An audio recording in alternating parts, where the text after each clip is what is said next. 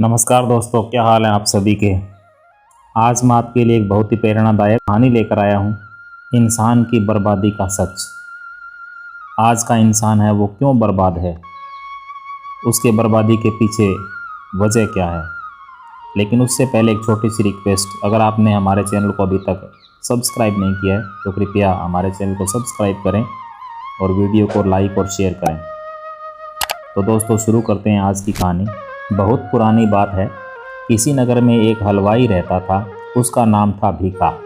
भीखा बहुत ही लालची व तेज तर्रार था और कंजूस भी। वह दिन रात यही सोचता रहता था कि इस शहर में मैं सबसे अमीर बन जाऊं। एक दिन उसके मन में विचार आया कि ज़्यादा पैसा कैसे कमाया जाए। फिर वह अपनी दुकान पर जो मिठाई बनाकर बेचता था उसमें मिलावट करने लगा और सभी घर वालों से भी ऐसा करने को कहता। एक दिन उसकी बेटी बोली, पिताजी आप ऐसा क्यों करते हो।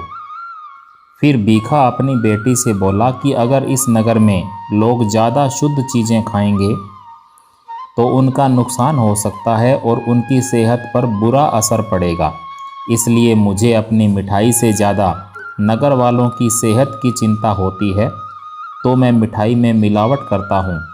इसलिए उसने अपनी बेटी व पत्नी से भी कह दिया कि आप भी मिलावट किया करो हर सामान में। अब भीखा की बेटी भी सारे सामान में अपने पिता की तरह मिलावट करने लगी।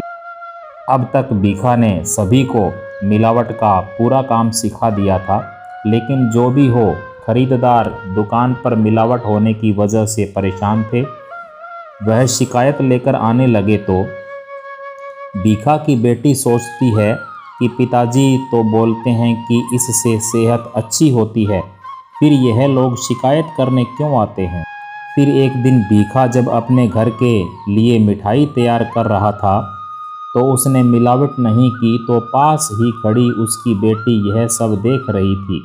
तो बेटी ने सोचा कि पिताजी की उम्र अब ज़्यादा हो गई है, इसी वजह से भूल गए होंगे शायद मिलावट करना। फिर उसकी बेटी ने यह सोचा कि बिना मिलावट की मिठाई खाने से स्वास्थ्य बिगड़ जाएगा। तो भीखा की लड़की ने जो घर के लिए मिठाई का सामान था उसमें चोरी छुपे मिलावट कर दी। वह इतना ही नहीं, घर की मिठाई में खूब सारी मिलावट कर दी। और फिर अपने पिताजी की दी गई सलाह पर चलते चलते उसकी बेटी की ऐसी आदत बन गई कि वह जब भी अपने घर सामान लेकर जाती तो उसमें बाकी सामान से ज़्यादा मिलावट करती। वह ऐसा रोज़ करने लगी। जब भीखा खाना खाता तो उसे भी यह एहसास होता था कि ज़रूर हमारे घर वाली मिठाई में भी मिलावट तो हुई है, लेकिन उसको अपने आप पर बहुत भरोसा था। वह बिना किसी से कुछ कहे चुपचाप खाना खा लेता था। वह हर रोज़ की तरह काम पर लग जाता। अब भीखा धीरे धीरे बीमार पड़ने लगा। वह जैसे जैसे समय बीतता गया इतना बीमार हो गया कि उसके उठने बैठने की भी हिम्मत नहीं होती थी। उसको अब चारपाई पर बैठे बैठे ही हल्की फुल्की चीज़ें खाकर गुजारा करना पड़ता था। दलिया खिचड़ी आदि जब भी उसकी बेटी खाने को कोई भी सामान लाकर देती तो उसमें भी खूब सारी मिलावट कर देती थी। तो भीखा की तबीयत अब बिगड़ती जा रही थी।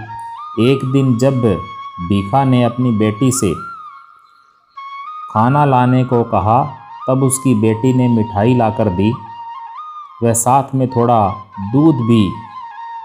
जब भीखा दूध पीने लगा उसकी बेटी ने कहा, पिताजी रुक जाओ, एक बार दूध मत पियो। तभी उसके पिता देखते हैं कि उसकी बेटी अपने पिता के दूध में थोड़ा सा पानी व साथ ही मिलावट वाला पाउडर मिला देती है और ऊपर से कहती है, पिताजी मुझसे आज भूल हो गई, आज तो मैं मिलावट करना ही भूल गई थी।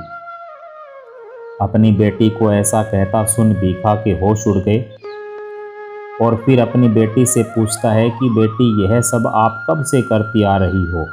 तो बेटी बोली, पिताजी जब से आपने मुझे यह सब करना सिखाया है मैंने तो तब से ही अपने घर के सामानों में भी यह मिलावट शुरू कर दी। जब से आप बीमार पड़े हो तब से तो मैं कुछ ज़्यादा ही मिलावट कर रही हूँ। ताकि आपकी सेहत और ना बिगड़े, वह सुधर जाए और जल्दी से आप ठीक हो जाओ। फिर अपनी बेटी की बात सुनकर भीखा ज़ोर ज़ोर से रोने लगता है और उसे यह बात भी समझ में आ जाती है कि यह सब मेरे द्वारा ही दी गई बुरी और गलत शिक्षा का परिणाम है। वह मेरे लालच का नतीजा भी है, जिसे आज मैं खुद ही भुगत रहा हूँ। मैंने ही तो अपने सभी परिवार वालों को ऐसा करने की शिक्षा दी थी और मेरी इस एक गलत सोच का परिणाम मुझे खुद ही झेलना पड़ रहा है। अपने पिता की आंख में आंसू देखकर बेटी बोली, पिताजी, क्या मैंने कुछ भूल कर दी? क्या मैंने मिलावट थोड़ी की क्या? बोलो ना पिताजी, बोलो ना। उसकी बेटी बहुत बोली थी। वह सोचती थी कि मेरे पिताजी जल्द से जल्द ठीक हो जाएं। फिर भीखा ने अपनी बेटी को सच्चाई बताते हुए कहा, बेटी, यह सब तो मैंने अधिक धन कमाने के लालच में किया था, क्योंकि मैं बहुत अमीर बनना चाहता था। तो उसकी बेटी कहती है, पिताजी, आपने तो यह बहुत ही गलत काम किया है। पिताजी, आप इस मिलावट वाली मिठाई को खाकर इतने कम समय में ही बीमार हो गए हो, तो फिर उन लोगों का क्या हुआ होगा जो काफ़ी सालों से आप ही की दुकान पर आते हैं सामान लेने और यही मिलावटी सामान खाते हैं। और उन गरीब लोगों का क्या हुआ होगा जो आपकी दुकान से मिलावट वाली मिठाई लेकर गए होंगे। कुछ लोग तो अपनी जान भी गंवा चुके होंगे। जब दुकान पर बहुत सारे लोग शिकायत लेकर आते थे तो मुझे तो विश्वास ही नहीं होता था। मैं तो यही सोच रही थी, आप जो कह रहे हो वही सच है और वो झूठे हैं, क्योंकि आपने ही तो मुझे यह शिक्षा दी थी कि मिलावट से सबका स्वास्थ्य अच्छा होता है। इसलिए तो मैं घर की सारी मिठाइयों में मिलावट करने लगी। यह कहकर उसकी बेटी रोने लगती है। भीखा अपनी बेटी से कहता है, बेटी, मुझे माफ़ कर दो, इसमें आपकी कोई गलती नहीं है और मुझे अपने किए पर बहुत घिन आ रही है।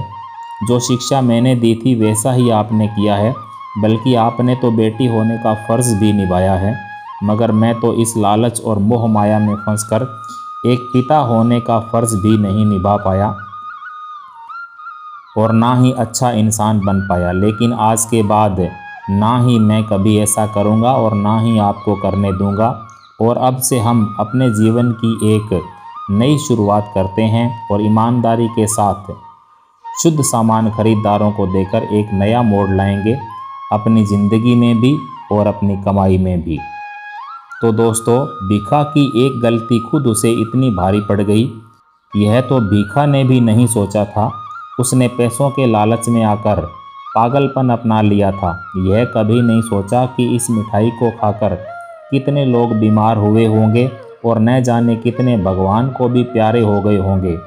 इस कहानी से भीखा हलवाई को तो सबक मिल चुका है और यह सबक हम सभी के लिए भी है कि बुरे के साथ हमेशा बुरा ही होता है। और यही आज के इंसान की बर्बादी का सच है। वह अपने फ़ायदे के लिए दूसरों की ज़िंदगी तक को दांव पर लगा देता है। तो दोस्तों, यह थी आज के इंसान की हकीकत। आज के लालची लोग अपने लालच को पूरा करने के लिए किसी भी हद तक जा सकते हैं। तो दोस्तों, आपको ये कहानी कैसी लगी? अगर आपको हमारी कहानी अच्छी लगी तो इसे लाइक करना, शेयर करना और अगर हमारे चैनल को अभी तक सब्सक्राइब नहीं किया है तो सब्सक्राइब ज़रूर करें। मिलते हैं अगले वीडियो में।